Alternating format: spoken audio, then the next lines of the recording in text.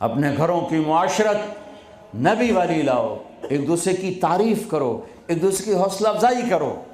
سبحان اللہ، اللہ کے نبی گھر آئے، ام سلمہ کے گھر کی باری، کھانے کو کچھ نہیں، پکایا کچھ ہے ہی کچھ نہیں، تو خامد و محمد مصطفیٰ جیسا اور آگے کھانا تیار نہ ہو تو بیوی کے دل پہ کیا گزرے گی؟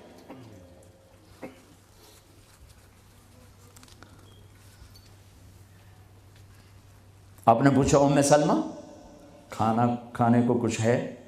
تو ایک دم انہوں نے بہت ہی ندامت لجاجت کے ساتھ کہا، یا رسول اللہ کچھ نہیں ہے، یہ سرکہ پڑا ہوا ہے۔ اب سرکہ کیا کہتے ہیں انگریزی میں؟ ونیگر، شاید کسی کو سرکہ سمجھ میں نہ آئے، ایسی چیز ہے ایک ڈراپ یہاں رکھو تو تمہاری زبان جل جائے گی، ہاف ٹی سپون لو تو تمہارا سارا گلا چیر کے رکھ دے گا۔ اور میں غلطی سے کوئی سرکے میں بعض سلاد پہ ہوتا ہے نا سرکہ ڈالا ہو، میں غلطی سے میرے منہ میں کوئی ایک پتا بھی چلا جائے تو ایک ہفتہ میرا گلا گیا، اتنا میرا سینسٹیو گلا ہے اس سے۔ سرکہ کوئی کھانے کی چیز؟ انہوں نے تو عاجل، یا رسول اللہ بھائی ایک سرکہ ہے، ہائے ہائے ہائے ہائے۔ آگے میرے نے کہ سرکہ بھی کوئی کھامن دی ہے؟ تر اتنا ہی نہیں پتا بھائی سرکہ کھامن دا نہیں ہوتا۔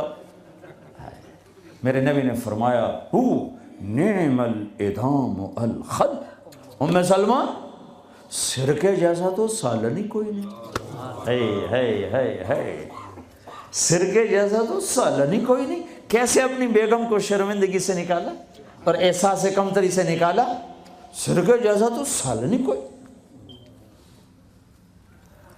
جس گھر میں سرکہ ہے انہیں کسی سالن کی ضرورت ہی کوئی نہیں۔ یوں حوصلہ بڑھایا جاتا ہے۔ یہاں تو چونکہ وہ مقابلے کی ٹکر، یہاں بیویاں بھی ڈاڈی ہیں خوب، اور تو یہاں تو ان کی اپنی کونسلز بنی ہوئی ہیں۔ تو میں مسلمان عورت کو کہتا ہوں، چونکہ یہ میری بات آگے جا رہی ہے، آپ میرے سامنے بیٹھے ہو،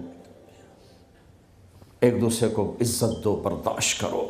میرے نبی نے فرمایا بہترین مسلمان وہ ہے جو بیوی سے اچھا سلوک کرتا ہو، اور بیوی سے فرمایا میری شریعت میں سجدہ ہوتا تو بیوی سے کہتا خامد کو سجدہ کر۔ بہترین صدقہ اولاد کی تربیت ہے۔ پورا گھر میرے نبی نے نقشہ بنا، ہر ایک کی قیمت بتائی۔ ماں تیرے قدموں تلے جنت، کہ کاش میری ماں زندہ ہوتی، تم دیکھتے میں کیا کرتا، میں عشاء کی نماز کے مصلی پر ہوتا، میں سورۃ فاتحہ پڑھ رہا ہوتا، ادھر سے آواز آتی میری ماں کی محمد، تو میں نماز توڑ کے کہتا لبیک اماں جان۔ باپ کا تیرے جنت کا دروازہ ہے، باپ تیری جنت کا دروازہ ہے، کھولنا توڑنا نہیں، کھولنا توڑنا نہیں، توڑ دیا تو جنت میں نہ جا سکو گے۔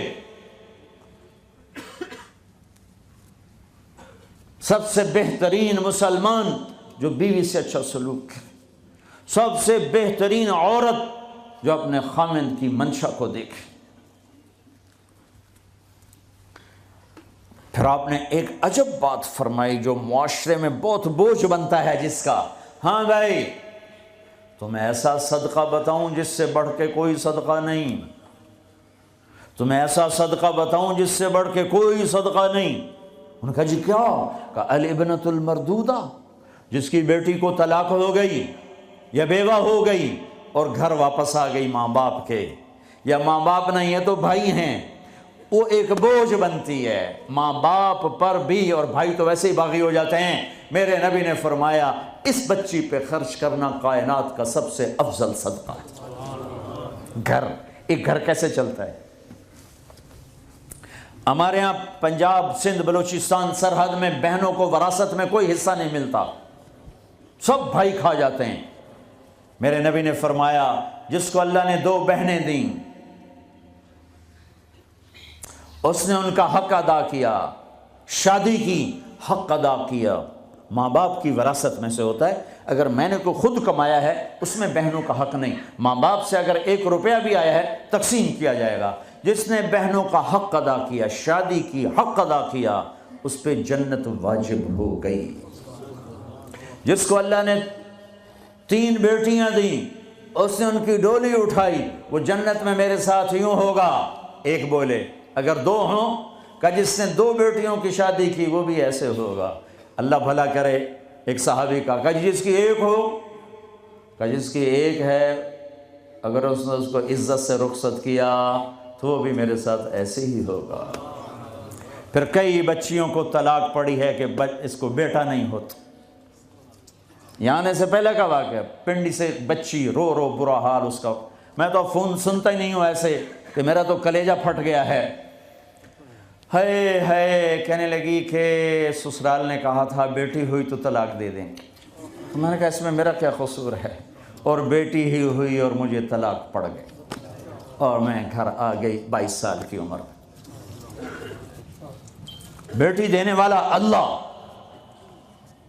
اور ظلم کرنے والا سسرال. میرے نبی کو اللہ نے بیٹے دے کے اٹھا لیے. قاسم اٹھا لیے، عبداللہ اٹھا لیے، ابراہیم اٹھا لیے. 4 بیٹیاں دی، 3 زندگی میں اٹھا لی. زینب، ام کلثوم، رقیہ، تینوں آنکھوں کے سامنے چلی گئیں. فاطمہ سے نسل چلی. آپ نے فرمایا لوگوں کی نسل بیٹے سے چلتی ہے، میری نسل میری بیٹی فاطمہ سے چلی. اس لعنت کو دھویا. عورت کا کیا قصور ہے اگر اس بیچاری کو بچیاں ہو رہی ہیں؟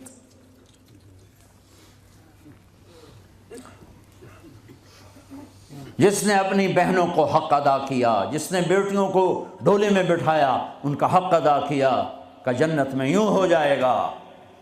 بہنوں کو دینا اتنا ضروری ہے، حرام ہو جاتی ہے روٹی. میں نے مولانا جمشید صاحب میرے استاد ہیں، میں نے ان سے تفسیر پڑھی ہے. میں ایک دن شہد کی بوتل لے کر گیا، پرانی بات ہے 76-77. میں نے کہا حضرت یہ ہدیہ ہے. فرمایا کہاں سے لائے ہو؟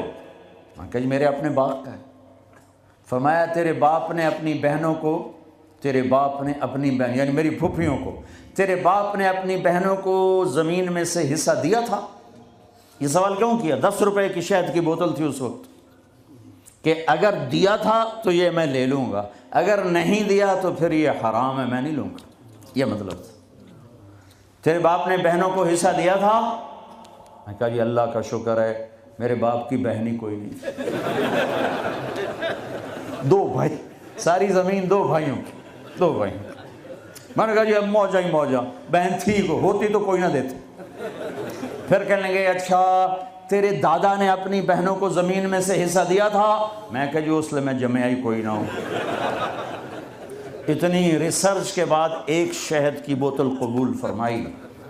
بیٹیوں کو دینا اتنا ضروری ہے.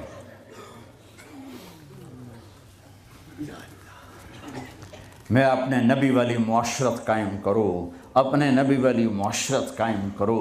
محبت ہو، سچائی ہو، الفت ہو، درگزر ہو، معاف کرنا ہو، طلاق سے بچو. یہ جھوٹی شادیاں نہ کرو، پیپر کی شادیاں نہ کرو. اللہ کے واسطے یہ دھوکہ نہ دو.